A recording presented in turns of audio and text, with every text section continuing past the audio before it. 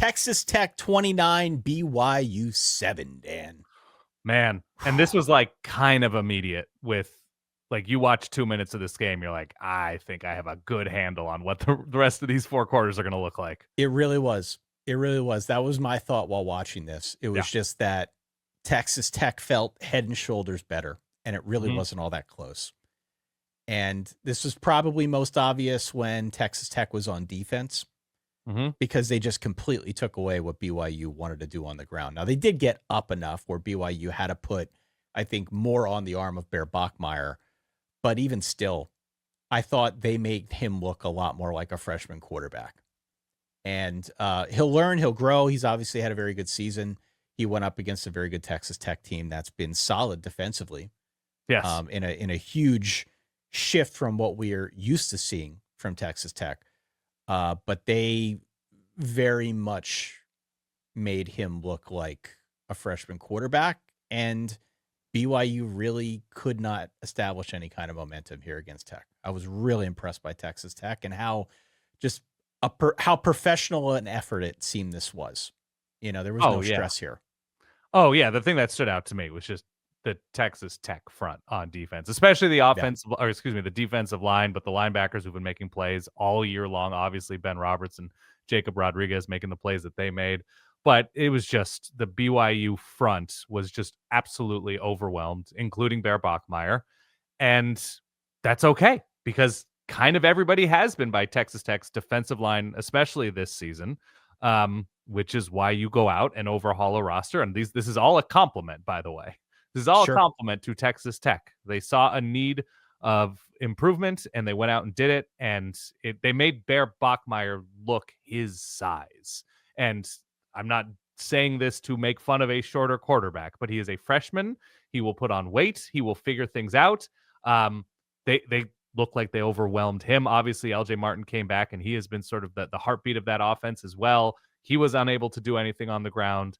And ultimately, it was, the BYU defense on the field as much as they were when, Baron Morton starts making plays, Cameron Dickey starts making plays, the running game in general starts going more and more, and the Texas Tech defense just getting off the field consistently. And so came away super impressed. I know game day was there. Patrick Mahomes was in the crowd. 37 cutaways to him. He's earned it. He's really good at football. Yeah. But no, this was definitely like a very efficient way to silence a team. I think BYU should finish the season strong. They're not as good as Texas Tech, but it's seeming more and more that very few teams are.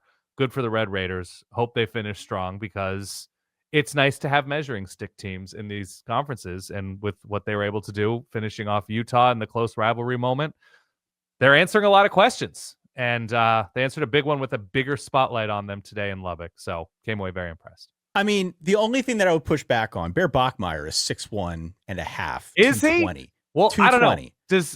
Is the whole Texas Tech defensive line like 7'4", 380? I mean, the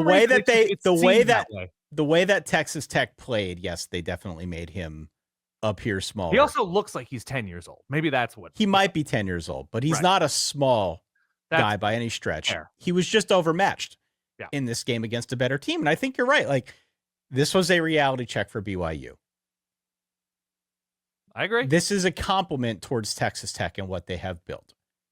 But it is definitely not any kind of slight for what BYU has done this year. It's been a really good year for BYU. It's still a really good team. Yep. I do not think the remaining schedule is easy, but I do think they will be favored in all of their games. And if they win out, I tried to do the math a little bit before we went live here. Of course, this thing is subject to change a million times over. If they win out, there's a really good chance they're going to get a rematch with Texas Tech in the Big 12 title game. Sure. And oh, by the way, because of what's going on in the ACC, which we can talk about next, I mean, I don't know how many playoff spots are going to be out there for Big 12 teams, but it's probably going to be more than we thought at the start of the week. So if you're BYU, if you're Utah, if you're Texas Tech, I think you feel pretty good. Like I said at the very top of the show, which teams would I want to be right now? I would definitely love to be Indiana, given what they've got left on their schedule. I would absolutely be thrilled to be Texas Tech, given what they've done already and what I think they've still got on their schedule here. I mean, there's a whole handful of teams that you look at and you say, yeah, I would love to be some of these teams right now. Even BYU, it's a tough schedule, but if you do what you need to do, you're going to find yourself back in the thick of things before long. So I give Texas Tech a ton of credit, barring any kind of wild upset. Tech's going 11-1. They're playing for the Big 12. They're probably making the playoff.